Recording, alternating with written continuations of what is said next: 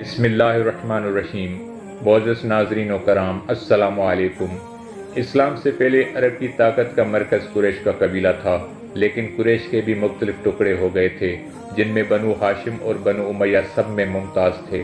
رسول اللہ صلی اللہ علیہ وآلہ وسلم کی بعثت سے اگرچہ بنو ہاشم اعلانیہ اپنے حریف بنو امیہ سے ممتاز ہو گئے، لیکن زمانہ جاہلیت میں جمعیت اور ملکی اقتدار کے لحاظ سے بنو امیہ کا پلہ بھاری تھا۔ رسول اللہ صلی اللہ علیہ وآلہ وسلم کے وصال کے بعد جب خلافت کا سوال پیدا ہوا تو دعویٰ خلافت میں صرف بنو ہاشم نے حصہ لیا، بنو امیہ اس سے الگ رہے۔ حضرت عمر رضی اللہ تعالیٰ عنہ کے بعد اگرچہ حضرت عثمان رضی اللہ تعالیٰ عنہ اموی تھے، خلیفہ مقرر کیے گئے، لیکن یہ خود خاندان بنو امیہ کی ذاتی کوششوں کا نتیجہ نہ تھا،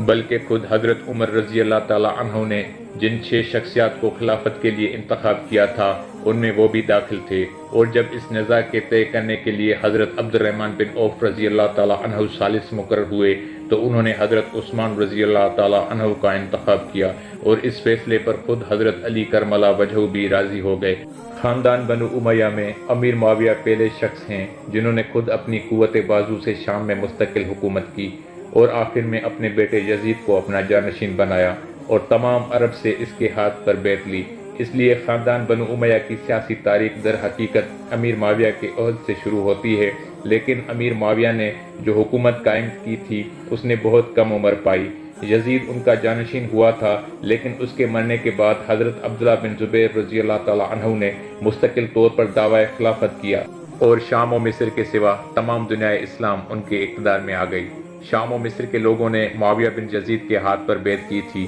لیکن چند ہی دنوں کے بعد معاویہ کا انتقال ہو گیا اور اس نے اپنی نیک نفسی سے کسی کو اپنا جانشین نہیں بنایا۔ اب یہ دونوں ملک بھی گویا حضرت عبداللہ بن زبیر رضی اللہ تعالیٰ عنہ کے حلقہ اطاعت میں داخل ہو گئے، اور بنو امیہ کا نام گویا صفائے ہستی سے مٹ گیا۔ دفعتاً بنو امیہ کی سیاسی تاریخ کا دوسرا دور شروع ہوا، جو پہلے سے زیادہ وسیع اور زیادہ شاندار تھا، یعنی حضرت عبداللہ بن زبیر رضی اللہ تعالیٰ عنہ کے زمانے میں بنو امیہ خاندان میں سے مروانی خاندان نے خلافت کے لیے دوبارہ کوشش کی، اور مروان بن حکم نے بغاوت کر کے شام و مصر پر قبضہ کر لیا،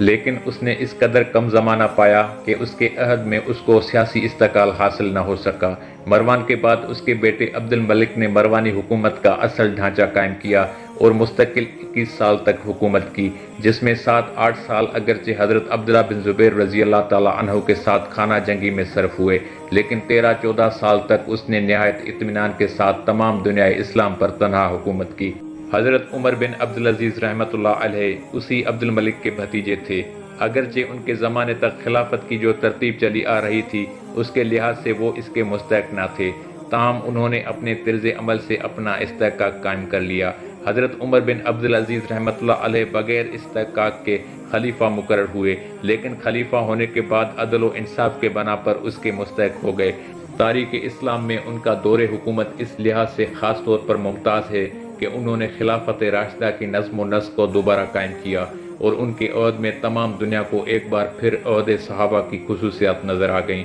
حضرت عمر بن عبدالعزیز رحمۃ اللہ علیہ نے جس ملک پر حکومت کی وہ خوش قسمتی سے نہایت وسیع ملک تھا، اس لیے انہوں نے جس کشادہ دلی کے ساتھ ملک کو ہر قسم کی خیر و برکت سے لبریز کرنا چاہا، اسے وسعت کے ساتھ ان کے اثر کو پھیلنے کا موقع ملا۔ خلفائے راشدین کے زمانے تک صرف عرب، شام، مصر اور ایران اسلام کی حدود حکومت میں داخل تھے، لیکن خلفائے بنو امیہ نے ایک طرف تو افریقہ اور مغرب کے تمام شہروں کو فتح کر کے اندلس کو اسلامی یادگاروں کا سب سے بڑا مرکز بنا دیا، دوسری طرف مشرق میں سندھ، کابل اور فرغانہ کو فتح کر کے سرزمین چین میں اپنا جھنڈا نصب کیا، روم کی طرف بڑھے تو قسطنطنیہ کی 4 دیواریں تک پہنچ کر دم لیا۔ حکومت بنو امیہ کا رقبہ اندلس کے آخری گوشوں سے لے کر سندھ تک جا پہنچا۔ حضرت عمر بن عبدالعزیز رحمۃ اللہ علیہ کے والد خاندان بنو امیہ میں ایک ممتاز اور خوش قسمت بزرگ تھے۔ خود ان کا بیان ہے کہ میں مصر میں مسلمہ بن مخلد کی گورنری کے زمانے میں گیا تو وہاں میرے دل میں چند تمنائیں پیدا ہوئیں، اور وہ سب کی سب پوری ہوئیں۔ میری آرزو تھی کہ میں مصر کا گورنر ہوتا، میری خواہش تھی کہ میں مسلمہ کی دونوں بیویوں کو اپنے نکاح میں لاتا، میری تمنا تھی کہ قیس بن کلیب میرا حاجب ہوتا، چنانچہ خدا نے ان کی یہ تمام امیدیں پوری کی۔ مسلمہ کی دونوں بیویاں ان کے نکاح میں آئیں، قیس بن کلیب ان کا حاجب مقرر ہوا، اور پورے 20 سال 10 مہینے 12 دن تک مصر کی گورنری کی۔ مورخین کا بیان ہے کہ اسلام کی تاریخ میں کسی گورنر کا دور حکومت اس قدر نہیں ہوا۔ معزز ناظرین و کرام، اس ویڈیو میں اتنا ہی۔ ملتے ہیں اگلے ایپیسوڈ میں۔ میں امید کرتا ہوں یہ ویڈیو آپ کو پسند آیا ہوگا۔ ویڈیو پسند آیا ہو تو اسے لائک کریں، شیئر کریں اور مزید ایسے اسلامی اور معلوماتی ویڈیوز کے لیے ہمارے چینل کو سبسکرائب کریں۔